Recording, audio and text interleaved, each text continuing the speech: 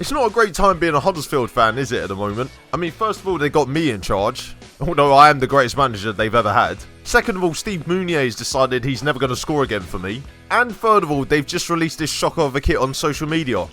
I mean, what the f*** is that? I bet I could come up with a better design in about 5 minutes. 5 minutes later. So I am finally pleased to announce that I have actually created the kits that we're going to use next season in the Championship when we're relegated. And here they are.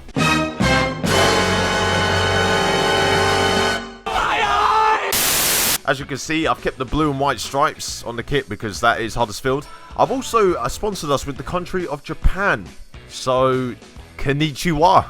Yeah, I have no idea what I'm doing. I think I'm just going to leave the kits to Umbro. I think I'll just stick with what I'm good at, which is making videos. I mean, actually, to be fair, I'm not even good at that either. The last time we met, we managed to secure the greatest 1-1 draw away at Everton in Premier League history. Adama Diakhaby scoring the equaliser, by the way. And I have to admit, we probably peaked then. And it's just gone downhill since then. So you might notice in the bottom right corner, we are now bottom of the league and we are now propping up the rest of the table. As we've only accrued 1 point since we drew Everton away. Amazingly, that was a 0-0 draw away at Wembley against Tottenham.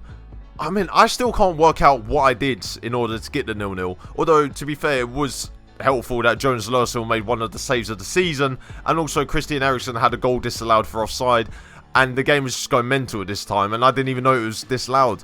But talking about Jonas Lössl, he's had an absolute shocker in the last few weeks. Against Wolves, he managed to make this mistake. I'm still not sure what he's doing there. And then against Man United, I mean, I don't even want to talk about it. But saying that, we were actually beating Manchester United at half-time, by the way, through Alexander Zinchenko. And then Lössl decided just to kick the ball to Jesse Lingard, who put the ball in the back of the net. I mean, what did I say last episode again? It's pretty much the best of a bad bunch. I mean, the other two goalkeepers I have aren't even League One standards. I mean, I was definitely lying now. I think all of them are League One standards. But in this episode, we do take on Newcastle United at home. And, well, we just got to pray because Newcastle are just above the drop zone and we're fighting to survive. I might make that into a soundboard, actually. We're fighting to survive. It means that I could just record it once and then just use it over and over again. Abdelhamid Sabiri has come to me and said that he wants to be transfer listed because he's unhappy with the amount of game time that he's had at the club. I mean, the problem is, mate, is that you're not even Championship standard and you want me to play you in the Premier League. How on earth would that work? And also, I'm not that desperate because I've already got 4 left wingers. And I've also got Chris Brunt ahead of him. Eric Durham still hasn't played for me yet, even though he's getting sold in January. And he's also damaged his foot. So, I mean, I'm tempted to play him now just for that reason. Snake. Gareth Southgate was spotted at Molineux to see us get destroyed 2-0 by Wolves. I mean, apparently he was looking at Jonathan Hogg. The bloke's on a 6.5 average rate, and I doubt he's going to break into the England team. Although, if Eric Dyer can get into it, then Jonathan Hogg definitely can.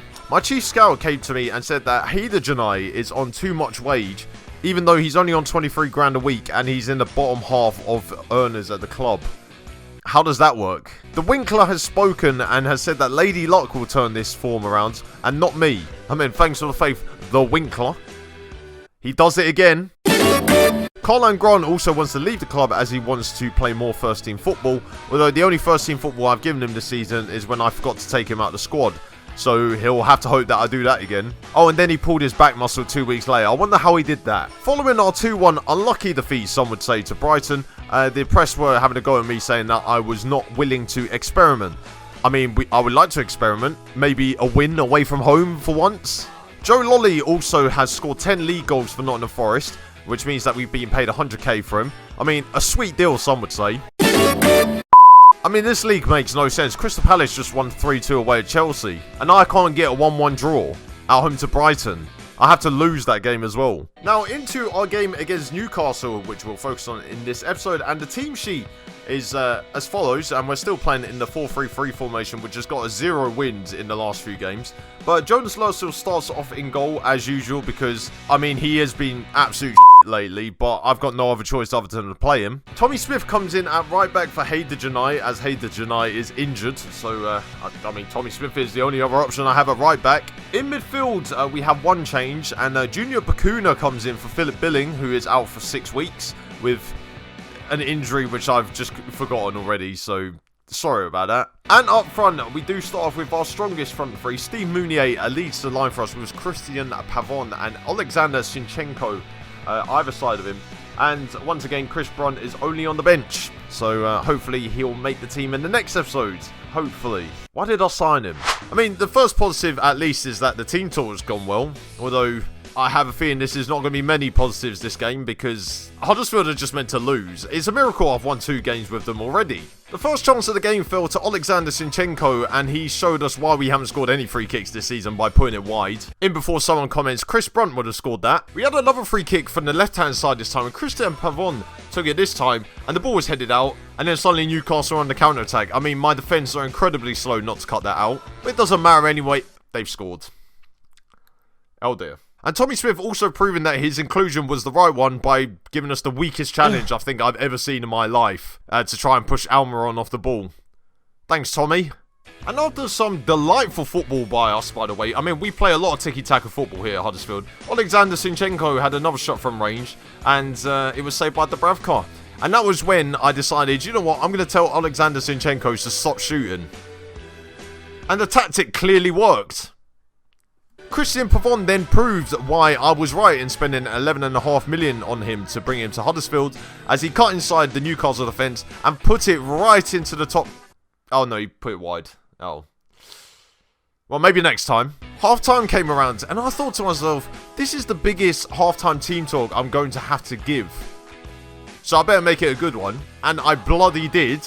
Also, there was a tactical switch as I decided to take off Juninho Bacuna and send on Adama Diakhaby, the, well, I was about to say match winner, but the match drawer against Everton. And I thought, well, if there was a chance for him to score, then this is the chance for him to score, because Steve Meunier isn't scoring. And it's actually pissing me off now, because the fact he's not scoring means we're not winning games. And it worked almost instantly as Christian Pavon put the ball across the box and Steve Meunier with one of the worst dives I think I've ever seen. But in the context of things, probably the best thing he's ever done in a Huddersfield shirt. And they weren't going to give the penalty to Chris Löwe, and I thought, no, you know what? There's only one man who's taking this penalty. Give it to Steve Meunier. And what did he do? He put it in the bottom right corner, past the keeper's hand, and made it 1-1. You love to see it.